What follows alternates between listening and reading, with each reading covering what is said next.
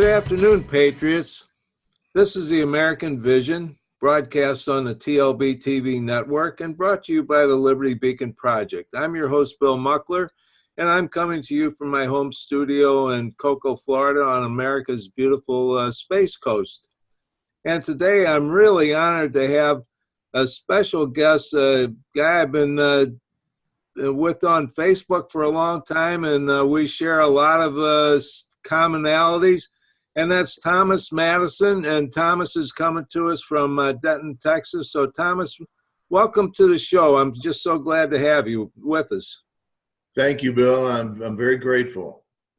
And so, Thomas is the founder of the Powdered Wig Society, and we'll get into that a little bit later. But, Thomas, tell us a little bit about yourself and your background so the viewers get to know who you are.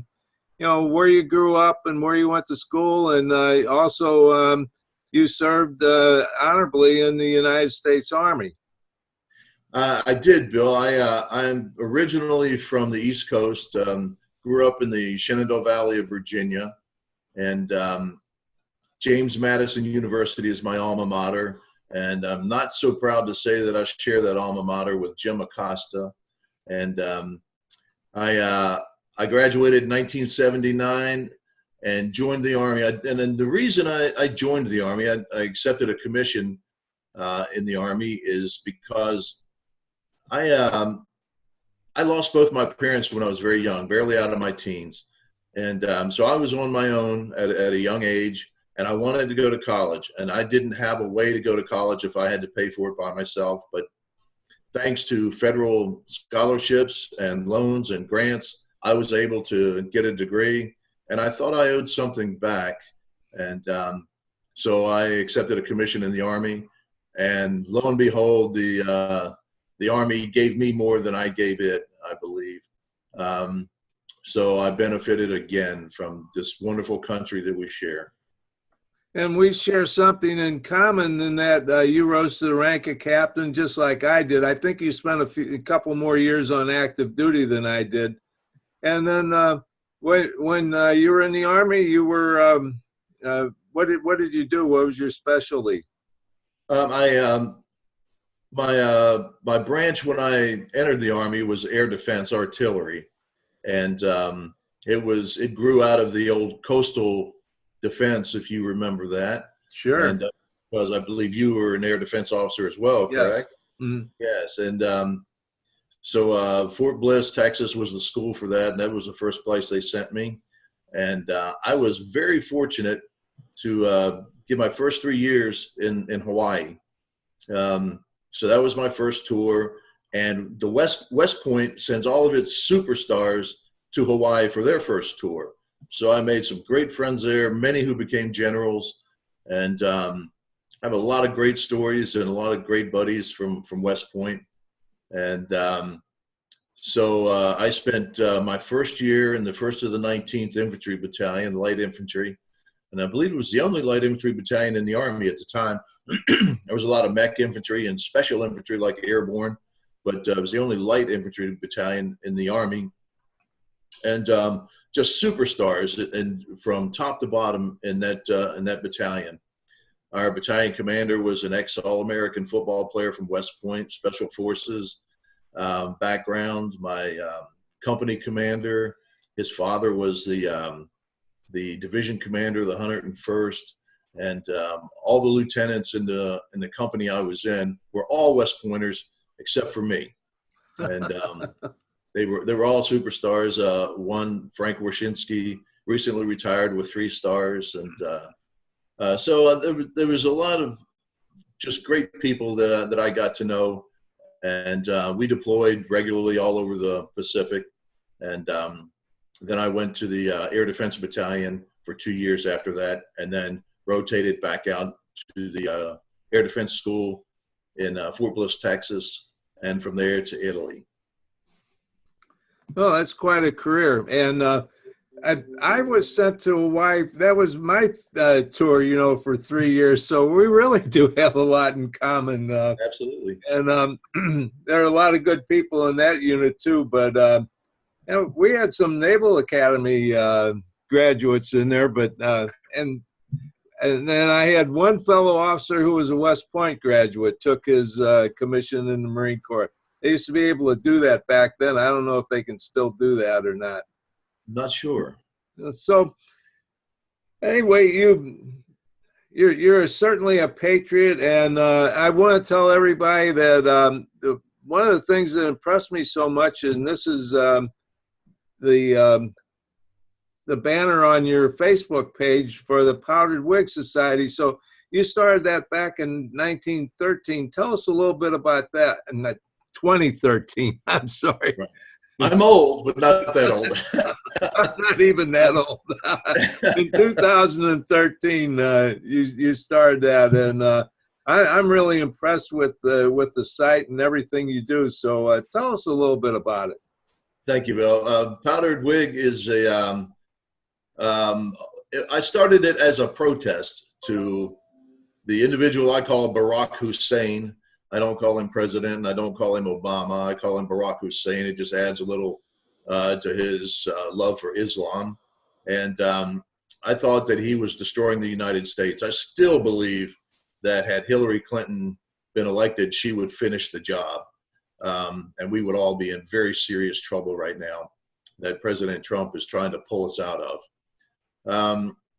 So that's how I began Powdered Wig. I had no idea what a blog was when I started it. I just started, I didn't have any other way to scream in the darkness. So I started this blog, and it took off. It was actually making six figures at one point. And when I started it, I had no idea that a blog could even make a dime. But it took off pretty quickly and attracted advertisers, and we went from there. It's not doing that anymore because the powers in Silicon Valley, the liberals who run the social media networks like Facebook and Twitter, Google, YouTube, all of those absolutely detest conservatives, and they have shut us down. So we're struggling. We're trying to keep the message alive, but it no longer pays to do that. So I get about one article a day if I'm lucky onto my blog, whereas I used to get 4 to 6 because I have to spend so much time trying to earn a living otherwise. But that's the kind of the background of Powdered Wig. The picture that you're showing there, that is a painting by John Trumbull that hangs in the rotunda of the Capitol, and I chose that one. It is the presentation of the draft of the Declaration of Independence by Mr. Jefferson and his drafting committee. And it's an 18 by 12 painting in the rotunda of the Capitol. And I wonder how many legislators walk by that painting every day and have no idea of its significance. I really wonder about that. But that's why I chose Thomas Madison, which is a pseudonym, by the way, because that is it's a hybrid name of my two favorite founding fathers, Thomas Jefferson and James Madison, who were neighbors and lifelong buddies, and also neighbors of mine in the Shenandoah Valley, Virginia. Both of them lived. That's where you're from, isn't it? So yeah. Very historic area. Yes, and so I'm a great lover of history as well, and so that's kind of the background of Powdered Wig. Oh, and a lot of people, they don't even understand what it's all about. For example, you mentioned about history. Actually, the Declaration of Independence was written on July 2nd, but ratified or signed on July the 4th. So that's where that came from. And I wrote some articles about that a couple of years ago, whereby Thomas Jefferson was a 33-year-old lawyer who was actually in the Virginia legislature and I think it was in June, right, 1776, about a month before that, where they wrote their Declaration of Independence in Virginia, and in there they wrote down life, liberty, and the pursuit of ownership And when you compare the two, it almost looked like if it was today, he would say, hey, Tom Jefferson did a copy and paste job on this, and then they kind of tweaked it some. But these were brilliant people who, and if you got it right, go with it, huh? That's correct. I consider the appearance at that particular juncture in history of that collection of geniuses. I call them simple geniuses because it's not like their genius wasn't so much and advanced thought, but it was simple. We can do things very simply, like turn the country over to the people and let them govern the country, let them decide who is elected, and that would be the way to go. But that collection of those geniuses at that particular point in history, I believe, is nothing less than divine providence. And I believe that President Trump's election is exactly the same sort of divine providence. And I hope he's successful in pulling us out. It looks like he may declare a national emergency here pretty soon. Yes, and I agree with you on all your points, and yeah, he's probably going to have to do that. And unfortunately, by the time this our interview actually airs, that'll probably be past history. We'll already know the answer to that. So I wish we could do the interview and do it live today, but unfortunately, that's not the way this works for us. So you have quite a following, and you say you're still writing, and I understand because I talk to so many people who have been demonetized by YouTube and Google and Facebook, or wherever they were getting some income from. Yes, we've been kicked off of Facebook. I have paid thousands of dollars to Facebook to help build my brand, to help promote my site, while they were restricting my traffic and doing everything they could to destroy my pages. And ultimately, they took them away. They shut them down. All of my pages, Facebook pages. I had I think 6 pages and 2 Facebook groups, and they shut them all down. And they did this on October 11th, which was the day that I call the big purge that happened with many conservatives. I belong to a conservative network of publishers that used to be called Liberty Alliance, close to your name, the name of your outfit. And it is now called Clicked Media, because Liberty Alliance is just too toxic a name for publishers, not for publishers, but for platforms like Facebook to stay in. They can't take a name like Liberty Alliance. It has to be something much more innocuous. And yeah, we've been demonetized and shut down in just about every way that they can. And they told us they were going to do that. In February 2016, President Trump tweeted one of my articles to the world, and that got Facebook's attention. He got into a little hot water with the likes of George Stephanopoulos over that article, and some of the other talking heads in the liberal media. But as a result, we started seeing our traffic drop, and our flow of information restricted, our subscribers not getting our emails and updates, and it just steadily went down. And they said they were going to do that after President Trump was elected. They said, we're going to stop you all. We're going to fight back. And I believe what they have done is a direct violation of the First Amendment. And I know that the First Amendment is a protection against the government interfering with the rights of people. But in this case, if the government doesn't do anything about it, they are complicit. So therefore, I believe they must. And hopefully at some point they will. And hopefully it's well before November 2020, so that President Trump has a shot at re-election at least. Yeah. You're bringing up an excellent point, and I've been trying to sort this out in my own mind and trying to read up on it. Is how does the social media, for example, Facebook and Twitter and so forth, how do they control speech? And it seems like it's gotten to the point where they're almost like such a monopoly. They have almost become like the government or similar to the government in the way they're allowed to operate. And so maybe there has to be some kind of regulation on them, though, as you and I, both as conservatives, we don't want government intervention in anything, but I think, we're getting to that point. So anyway, what are your thoughts on that? Exactly the same. I think they have to be regulated. And as much as I have been against government intervention in anything, this is one place where the government absolutely must take a stand for the people, or we're going to be overrun by people that don't necessarily have the best interest of the American people at heart. So I agree with you. I think they must be regulated, broken up like Ma Bell was.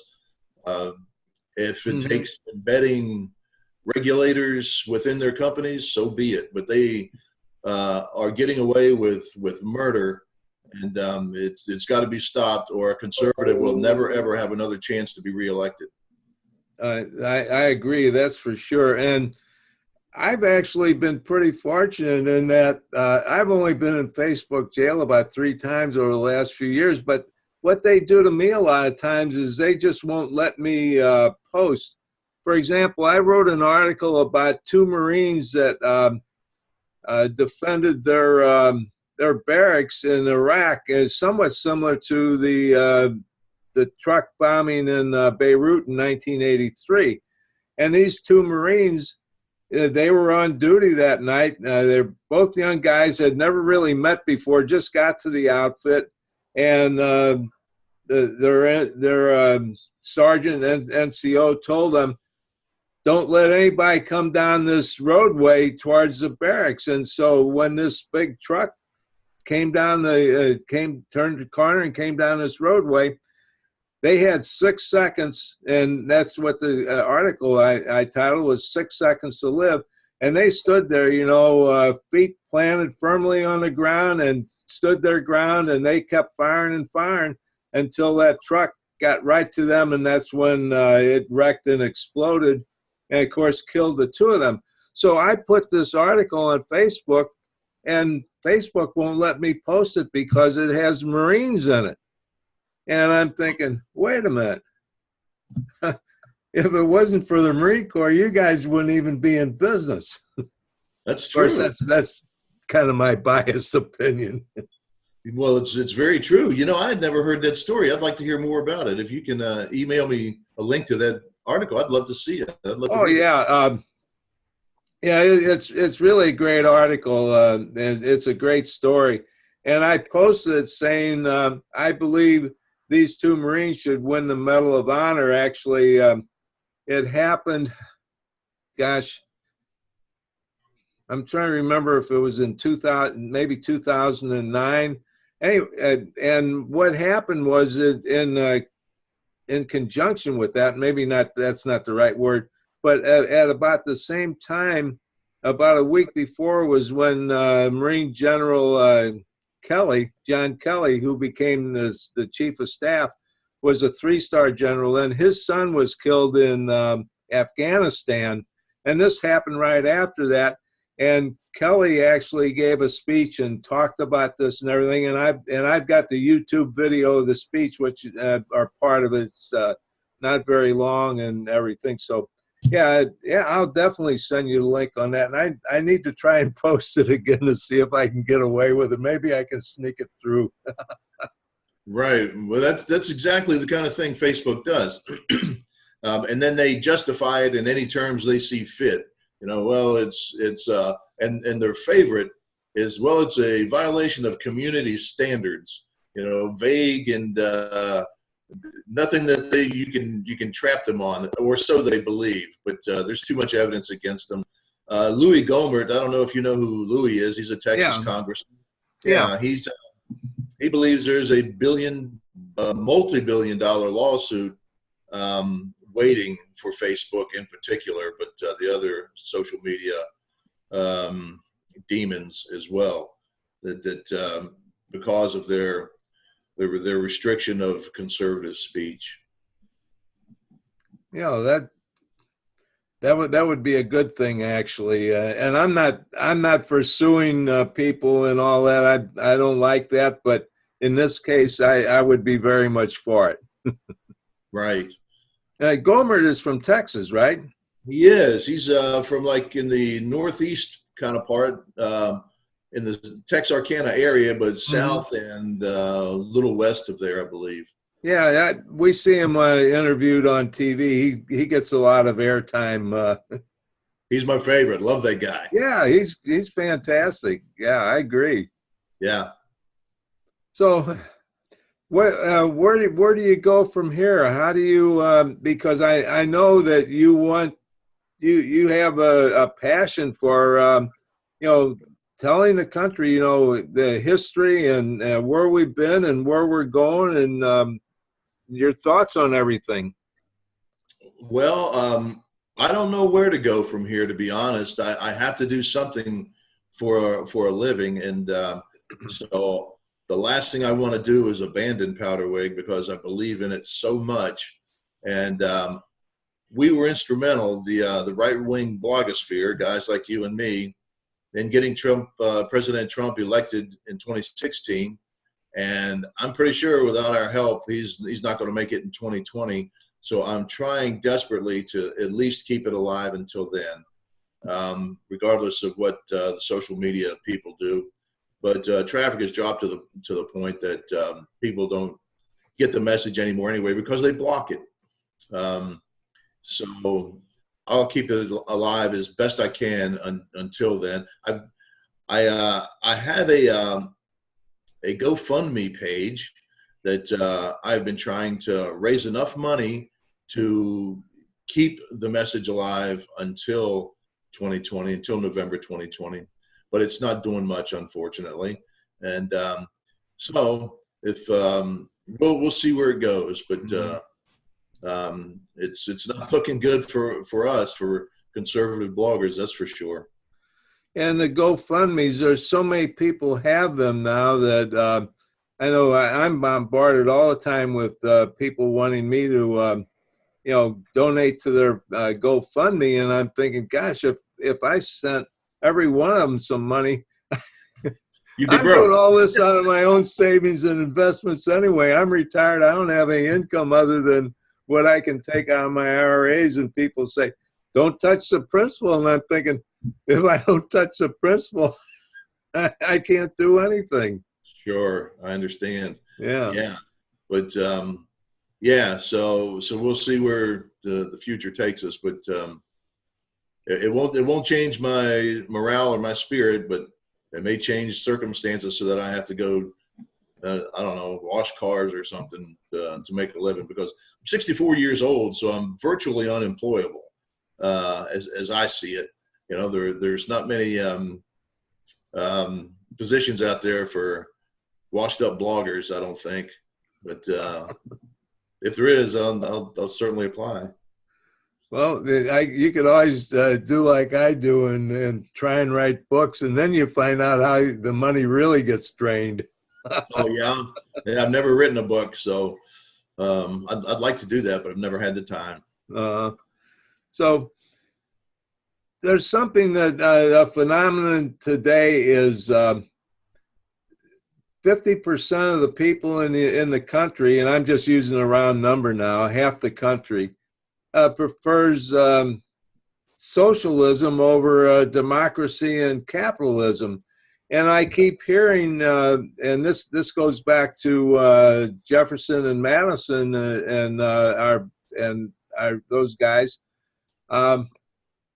They created a system that was really based on individual responsibility and self-reliance. And now what we're hearing from the far left is that Oh, those guys were all wrong, and we got to forget about them because it's really socialism that is much more superior to capitalism and democracy. So, what are your thoughts on that, and where do you see that going with all the talk we hear from the far left? Well, if if the Democrats have their way, it's going to be really, really bad news. What really surprises me is the inability of the left to connect the dots or understand any sort of history whatsoever. I ask them all the time. I get into little feuds with liberals on Twitter and various places, and they talk about socialism and how wonderful it is and all. I say, well, tell you what. Name me, please, the socialist experiment that has ever been tried that has been successful. Venezuela, the Soviet Union, Cuba, North Korea. Where would you say that it has been successful? And they can't name one. And so they have an inability to understand history, to connect the dots. To me, it's very simple to connect the dots between socialism, to a lack of incentive for productive people to work, to collective bankruptcy for an entire population of a nation. But they have an inability to connect those dots. And regardless of what history has proven, they simply can't see it. So I call them brain dead. I don't know another term that fits, but I'm sure there are more complementary terms that fit, but I can't think of one. That's just how I feel.